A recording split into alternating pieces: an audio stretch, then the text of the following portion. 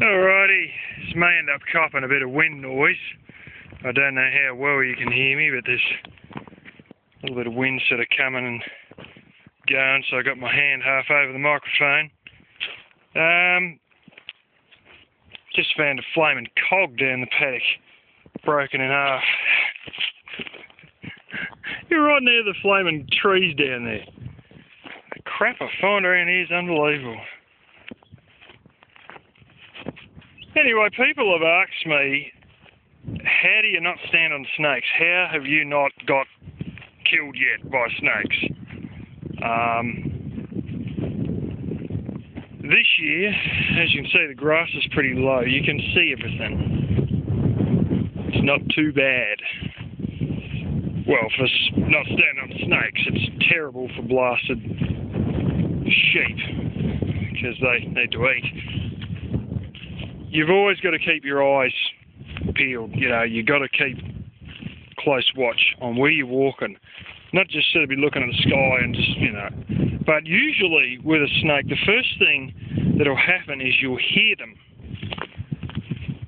Usually. I'm not saying all the time, but often enough you hear this rustle in the grass, and I mean it's a hell of a rustle. And it's because the snake, you know, has such a long body, and the way it moves, it's got to sort of, you know, squirm its way around, and it creates quite a bit of rustling noise. Having said that, it is not at all advisable to walk in long grass during summer, but sometimes you have to. There are boots that are proofed against snakes. There are these things I can buy if I know what magazine they're advertised in again, which I can't remember. But they're basically like almost like your blooming cricketing pads, you know, and they're supposed to stop against snake bite. If a snake strikes at you, its fangs won't go through. But the real thing is just to keep a very good eye out. And, you know, they don't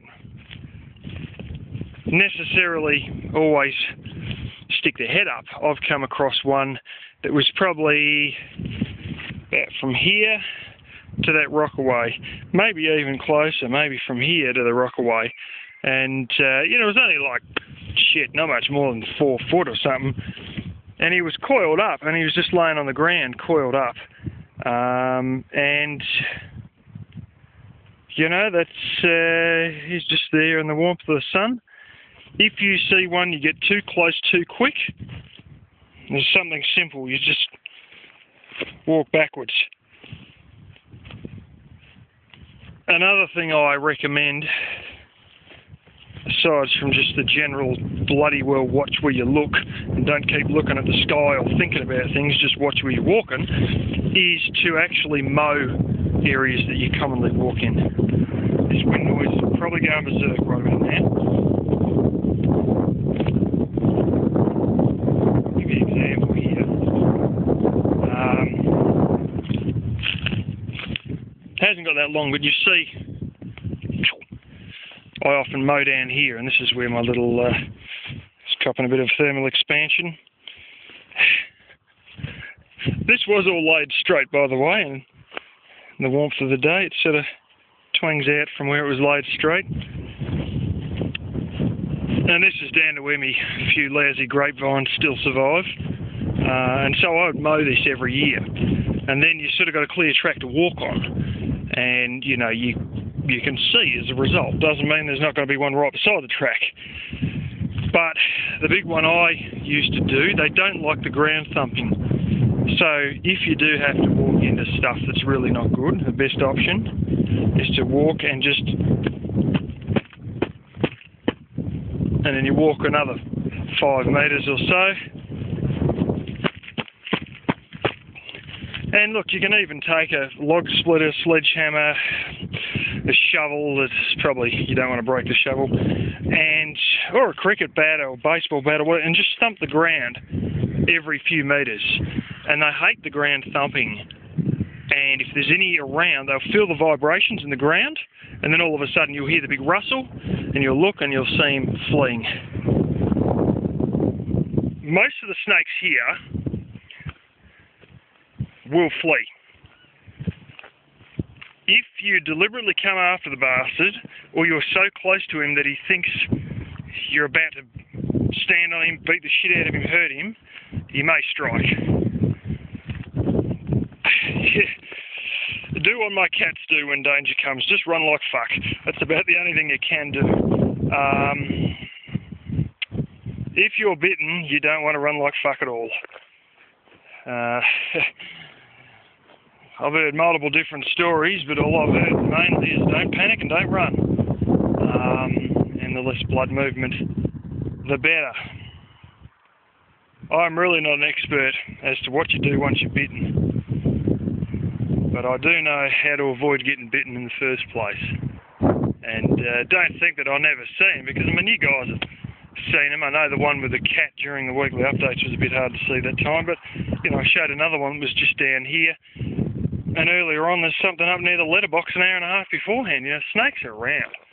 You know, one of the other things is like these old collapsed old rock fences, and we've got the normal star pickets and ring lock fence sheep fencing. Around heaps of rocks, they will often lay due to the whole, you know, warming up in the sun thing.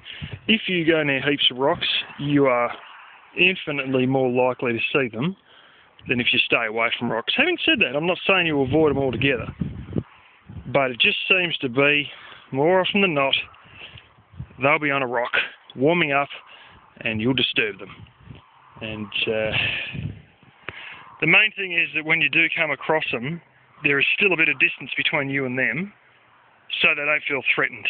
Because if you come across them and you're only looking 2 foot in front of you or 1 foot in front of you, and you're 2 foot in front of this thing, standing there towering above him, he won't be happy at all, and he will instantly go into defend myself mode, which means you might get a bitten foot or a bitten leg. And if you got steel caps, you might possibly get a steel cap.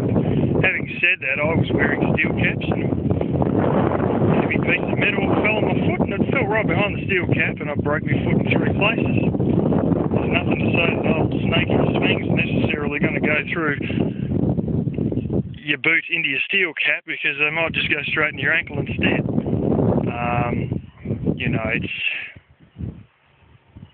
snakes here are not to be trifled with either. This is the ones I've showed you, the ones that hang around. That's the 3rd deadliest type in the world. You can go and look it up, Eastern Brown.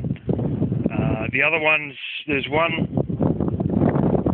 There's a bit of a bridge down there somewhere, and I saw a tiger snake dead on the bridge, and I believe he is number 2. There's another area about what is it now? An hour and a half away from me, where they actually have warning signs up about them in a particular touristy area that has long grass. Beware of tiger snakes, you know. These are signs put up by the government. And I think he's number 2 deadliest in the world. There's not many of them here, but there has been the odd 1 or 2 that I see on the road, squished into the road. But they are in other regions not too far from me. There's quite a lot of them. As for number 1, up in the northern parts of Western Australia, you get the death adders, which are the same ones as what you get in Africa. They are number 1. And my dad, they look funny. They're like really fat, and the tail comes down to a point. And I've only seen them behind glass, but my father used to come across them on the ground when he was working on a road that goes out to a now abandoned mine referred to as Shay Gap, Shaygap. Some maps have it, but it's way up north. And he used to go for a walk after knock-off time, have something to eat, and then, you know, let's just go for a bit of a walk.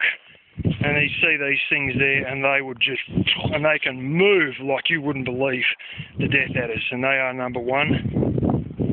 And fortunately, not in my part of the country, but it doesn't matter, because I got number 2, in small numbers and number 3 in all the damn time, too often. One of them used to live under the veranda and then be out on the front lawn, you know. Bloody brilliant. That made doing things around the place a little bit touchy.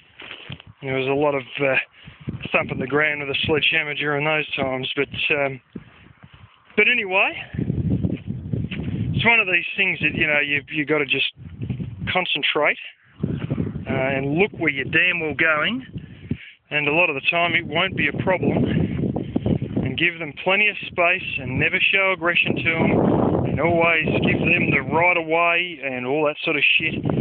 Do expect that they will come up to drink out of your dog's water bowl, because that did happen around here. And